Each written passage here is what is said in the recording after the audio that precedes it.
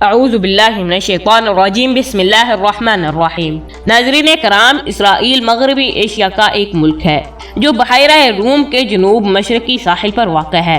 اس کے شمال میں لبنان، شمال مشرق میں شام، مشرق میں اردن اور جنوب مشرق میں فلسطین اور جنوب میں مصر، خلیج عقبہ اور بحر احمر ہے۔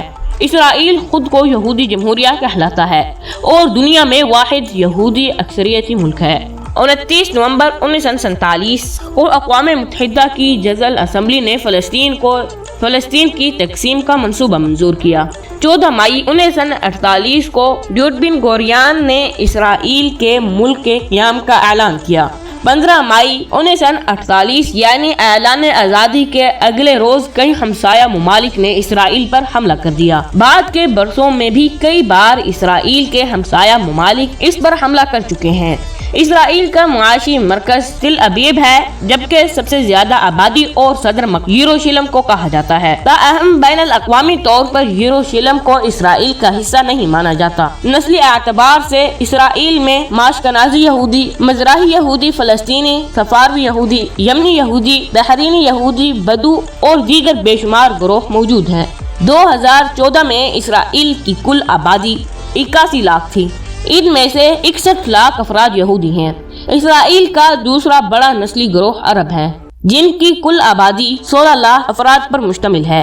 اس کے علاوہ مسیحی اور افریقی ممالک سے آنے والے پناہ گزین اور دیگر مذاہب کے افراد بھی یہاں رہتے ہیں۔ ناظرین کرام، آج کی اس ویڈیو میں ہم اسرائیل کی مکمل تاریخ کا مطالعہ کریں گے۔ امید ہے کہ آج کی یہ میری ویڈیو آپ کو ضرور پسند آئے گی۔ تو آئیے شروع کرتے ہیں، لیکن اس سے پہلے میری آپ سے حسب روایت گزارش ہے کہ اگر آپ نے ابھی تک ہمارا یوٹیوب چینل سبسکرائب نہیں کیا تو پلیز اسے سبسکرائب کر دیں اور بیل آئیکن کو بھی دبا دیں۔ اگر اسرائیل کی تاریخ کی بات کی جائے تو سرزمین اسرائیل کی اصطلاح قدیم زمانے سے ہی یہودی لوگوں کے لیے مقدس اور اہم رہی ہے۔ توریت کے مطابق خدا نے یہودی لوگوں کے 3 قبائل کو اس سرزمین کا وعدہ کیا تھا۔ 635 میں یروشلم سمیت یہ سارا علاقہ عربوں نے فتح کر لیا۔ اگلے 1300 سال تک یہ علاقہ مسلمانوں کے زیر انتظام رہا اور پہلے 600 سال تک اموی، عباسی اور صلیبی جنگجو اس پر باری باری قابض ہوتے رہے۔ 1260 میں مملوک خاندان نے یہاں قبضہ کر لیا اور 1516 عیسوی میں عثمانی سلطان نے یہاں قبضہ کر لیا اور یہ علاقہ پہلی جنگ عظیم تک ترکی کے زیر انتظام رہا۔ جنگ کے اختتام پر ترکی کی شکست کے ساتھ ہی یہاں برطانیہ نے قبضہ کر لیا۔ 1920 میں اس علاقے کو تقسیم کیا گیا۔ دوسری جنگ عظیم کے بعد برطانیہ کو یہودی لوگوں سے مسائل شروع ہو گئے، جنہوں نے برطانوی راج کے خلاف احتجاج شروع کر دیا تھا۔ اسی وقت مرگ انبوہ سے بچنے والے لاکھوں افراد اور ان کے خاندان والوں نے یورپ میں اپنے تباہ شدہ گھروں سے دور اپنا وطن تلاش کرنا شروع کر دیا۔ تاہم برطانوی حکومت انہیں زبردستی دوسرے جگہوں کے کیمپوں میں بھیج دیتی تھی۔ 1947 میں برطانیہ نے اعلان کیا کہ وہ کوئی ایسا حل تلاش کرنے میں ناکام رہی ہے کہ جس پر عرب اور یہودی دونوں متفق ہو سکیں، اسی لیے وہ اس علاقے سے انخلا کے بارے میں سوچ رہا ہے۔ 15 مئی 1947 کو اقوام متحدہ کی جنرل اسمبلی نے فلسطین کے لیے ایک نئی کمیٹی بنائی۔ 3 دسمبر 1947 کو اس کمیٹی نے رپورٹ پیش کی کہ برطانوی انخلا کے بعد اس جگہ ایک یہودی اور ایک عرب ریاست کے ساتھ ساتھ یروشلم کے شہر کو الگ الگ کر دیا جائے۔ یروشلم کو بین الاقوامی نگرانی میں رکھا جائے گا۔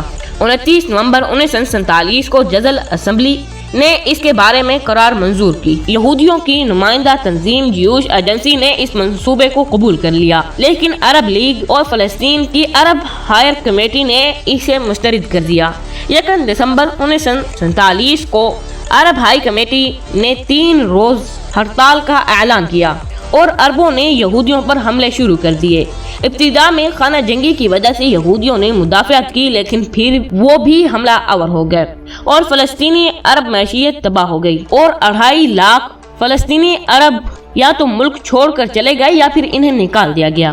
14 مئی 1948 کو برطانوی اقتدار کے ختم ہونے سے ایک دن قبل جیوش ایجنسی کے سربراہ جورج بن گوریان نے مملکت اسرائیل کے قیام کا اعلان کیا۔ اگلے دن 4 عرب ملکوں مصر، شام، اردن اور عراق کی افواج فلسطین میں داخل ہو گئیں اور 1948 کی عرب اسرائیل جنگ شروع ہوئی۔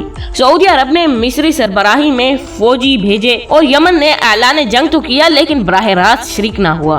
عرب ممالک نے جنگ شروع کرنے کی وجہ یہ بتائی کہ خون خرابہ بند ہو اور یہ ان کے ممالک تک نہ پھیل جائے۔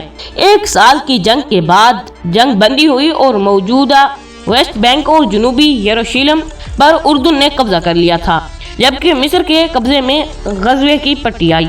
اقوام متحدہ کے اندازے کے مطابق اسرائیل سے 7 لاکھ فلسطینی یا تو نکل گئے یا انہیں نکالا گیا۔ 11 مئی 1949 کو اقوام متحدہ کی اکثریتی رائے سے اسرائیل کو رکن منتخب کر لیا گیا۔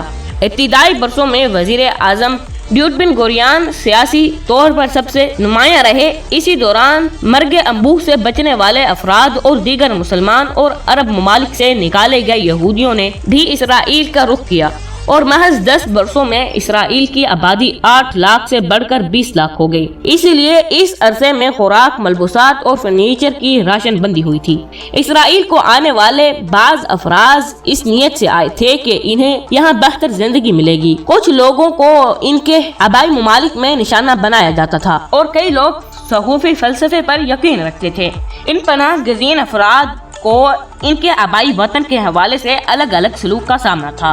یورپ سے آنے والے یہودیوں کو معاشی اور معاشرتی اعتبار سے اہمیت دی جاتی تھی، اسی لیے انہیں پہلے آنے کا حق دیا جاتا تھا اور عربوں کے چھوڑے مکانات بھی انہیں پہلے دیے جاتے تھے۔ مشرق وسطی اور شمالی افریقہ سے آنے والے یہودیوں کے بارے عام رائے یہ تھی کہ وہ سخت غریب اور مذہبی اور ثقافتی اعتبار سے پسماندہ ہوتے، اسی لیے انہیں مہاجر کیمپوں میں زیادہ عرصہ انتظار کرنا پڑتا تھا کہ انہیں اجتماعی زندگی کے لیے مناسب نہیں سمجھا جاتا تھا۔